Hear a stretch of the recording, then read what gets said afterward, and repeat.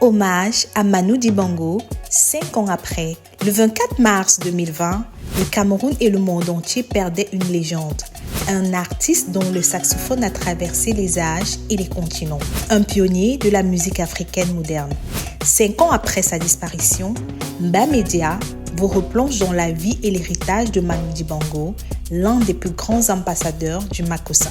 Manu Dibango voit le jour le 12 décembre 1933 à Douala, au Cameroun.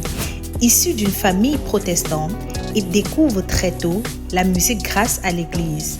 Mais c'est en Europe où il a été envoyé pour poursuivre ses études qu'il tombe amoureux du jazz et se familiarise avec le saxophone, un instrument qui deviendra son emblème. Dans les années 50, Manu fréquente des clubs de jazz parisiens, s'inspirant des plus grands comme Duke Ellington ou Charlie Parker. Sa carrière prend un tournant lorsqu'il part au Congo belge où il collabore avec les figures majeures de la rumba congolaise. Mais en 1972, tout bascule. Cette année-là, Manu Dibango compose un titre qui va révolutionner la musique, Soul Makossa. Un mélange explosif de jazz, de funk et de rythme africain qui conquiert les États-Unis et inspire les plus grands de Michael Jackson à Rihanna. Ce morceau fera de lui l'un des premiers artistes africains à s'imposer sur la scène internationale. Bonjour Manu Dibango. Bonjour, cher. Merci. C'est le titre d'un formidable coffret qui vient de sortir. Thank you Manu. C'est toute une vie de musique dans ces 5 CD qui racontent une vie entière. Une partie de la vie, parce qu'il y en aura un deuxième. C'est vrai. Non, mais c'est une longue partie quand même, parce qu'il y a combien? Il y a 80 chansons dans ce coffret de 5 disques. Alors c'est toute une histoire, effectivement. C'est vraiment... Ça nous ramène quoi? Au temps du 78 tours, pratiquement. Oui. Concrètement, je suis l'un des derniers à avoir fait des 78 tours, et donc un des premiers à avoir fait des 45 tours. Alors, de 45 tours, après, tu remontes aux 25 cm. En plus, après, 30 cm. Puis maintenant, c'est numérique, quoi. Le premier morceau s'appelle « Répondez-nous, Seigneur ». Quand même, ça rappelle des trucs, hein. Ça rappelle... Voilà, c'est les menus qu'on pouvait avoir en Afrique dans les années des indépendances. En fait, ces coffrets-là, c'est ce qu'on aurait pu écouter en Afrique francophone. Toi, il n'y avait pas encore l'histoire que tu es Camerounais, tu dois jouer que la musique camerounaise, tu es Congolais, tu dois... Non, tu jouais réellement ce que tu avais envie de jouer. Répondez, nous Seigneur, c'est pas un morceau africain. Hein? Oui, c'est le premier 45 tours de Manu. C'était des 45 tours à l'époque. Donc c'est des vieux... Ça gratte un peu. Pour l'authenticité de l'affaire, il faut que ça gratte quand même un peu. Il y a du gospel derrière tout ça, évidemment. Il y a du gospel, il y a du reggae, il y a des pianos solos, parce qu'il fut un temps où j'étais quand même...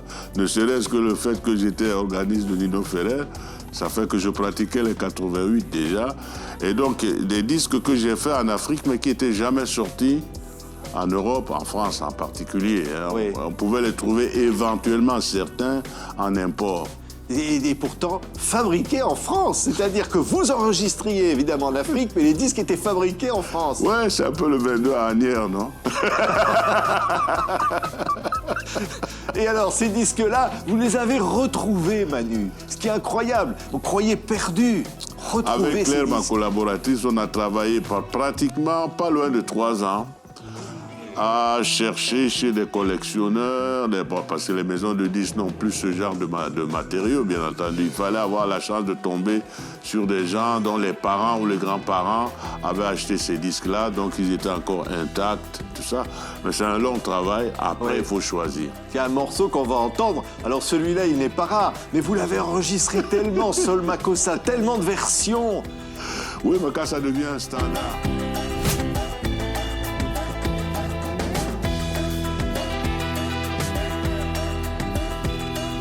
En 1982, un jeune artiste américain au sommet de sa carrière va puiser son inspiration dans le célèbre refrain de Manu Dibango, Mama Say, Mama Sa, Mama Makossa.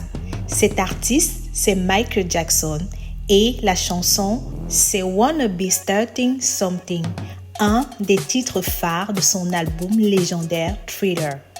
Quelques années plus tard, Rihanna reprendra à son tour ce refrain dans son tube mondial Don't Stop the Music, prouvant que l'empreinte de Manu Dibango traversait les générations. Mais ces reprises ne sont pas faites sans controverse. En 2009, Manu Dibango enterrera une action en justice pour non-crédit de son œuvre, prouvant ainsi à quel point son influence était indéniable, même parmi les plus grands noms de l'industrie musicale.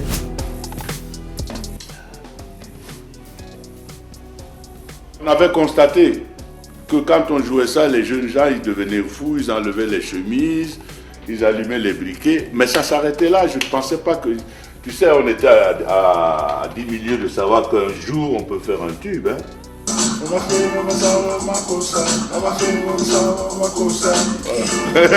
difficile. Michael. C'est incroyable, ces gens-là. C'est incroyable. Comment on peut être malhonnête comme ça?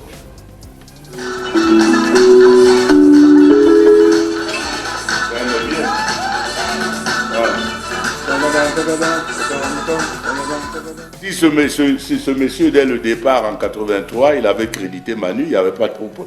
Il vendait quand même autant de disques, mais le compositeur, il gagnait aussi sa vie. C'est ça qu'on leur dit.